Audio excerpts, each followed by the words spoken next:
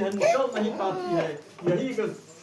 यही साधन है, यही एक मौका है कि सदगुरु के शरण में आकर के सेवा सत्संग और हरि भजन कर। एक बार नहीं, अनेकों बार इस संसार में जन्म हुआ है और मरण हुआ है। अनेकों बार धन रुपया पैसा कमाया है, घर मकान बनाया है, बहुत नौकरी पेशा व्यापार किया है, बहुत बार शादी किया है, बहुत बार बाल बच्चा हुआ है, सबका पालन पोषण किया है, संसार का निर्वाह किया है, कर्तव्य का निर्वाह किया है, लेकिन फिर भी इसको चैन नहीं मिला। वही काम बार बार हम करते हैं। जब जब जन्म लेते हैं तब तक यही काम करते हैं, दूसरा काम हम इसका आत्मा को नहीं मिलता है। संसार में यह आत्मा को ही भोगना पड़ता है। यह आत्मा जब इस शरीर में है तो यह आत्मा ही भोगती है। शरीर निष्क्रिय हो जाता है, शरीर मुर्दा है। जब यह निकल जाएगी तो शरीर को काट दो, जला दो, नाक में पानी में फेंक दो, जला दो, किसी तरह का इसको कोई कष्ट नहीं है। जब यह है तबे ना कष्ट है। तो जब है तो इसको कष्ट को हम निकालने का कौन काम करेगा? कि बड़े भाग्य मनुष्य तन पावा।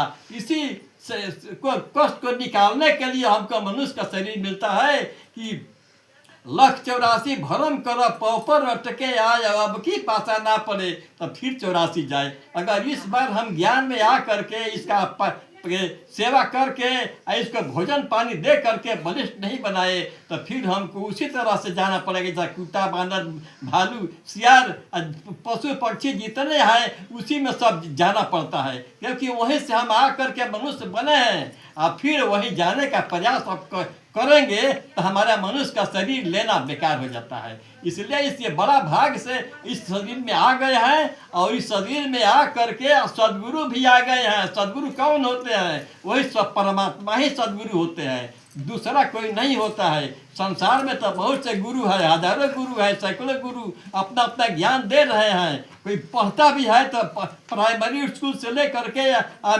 जाता है एमए तक जाता है, तो सबका गुरु अलग अलग हो जाते हैं। उसी तरह से संसार में जो संसार का ज्ञान देने वाले बहुत से गुरु हैं, लेकिन ये आत्मा को ज्ञान देने वाले परमार्थिक गुरु होते हैं, वही परमात्मा होते हैं। और जब प्रगट होते हैं तो वही सदगुरु कहलाते हैं। और जब प्रगट से ओझल हो जाते हैं या प्रत्यक्ष रूप में होते हैं तो वही परमात्मा कहलाते हैं। तो प्रगट यहाँ भी अब ये बोले हैं ना वंदना में, गुप्त व्यक्त और अव्यक्त दो स्वरूप है सदगुरु, दो स्वरूप अनुभवगति अव्यक्त है अंतर शब्द रूप।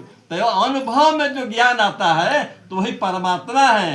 आज जो प्रगट देखते हैं वही सदगुरु हैं। आज प्रगट में ये सदगुरु हमारे हैं जिनका शरण में आ करके आप सत्संग कर रहे हैं, ये प्रगट है। जब भी सदा फलदेव जी का शरीर तो नहीं है, लेकिन यह संसार में भ्रम रहे हैं, क्योंकि हर लोगों को दर्शन दे रहे हैं। कोई बार दर्शन किया है लोगों को और सब अपना अपना दर्शन का अनुभव लिया है। तो ये कौन है? यह संसार में यह व्यक्त रूप में अभी दे रहे हैं अपना ज्ञान का प्रचार, और वही अव्यक्त रूप में परमात्मा है, वही आनंदमय लोक है। उसी आनंदमय लोक में जाने के लिए यह आत्मा तड़प रही है और हम शरीर में आ करके इसका भोजन पानी दे करके वहाँ निकालने का प्रयास कर रहे हैं। सेवा से, सत्संग से, किसी भी तरह का हमको ये तीनों मौका में मिल जाए, सत्संग मिल जाए, सेवा मिल जाए, साधन करने का मौका मिल जाए, इसको हम चूके नहीं। इसको इसमें लग करके हम अपनी आत्मा का भोजन पानी दे करके निकाल दें।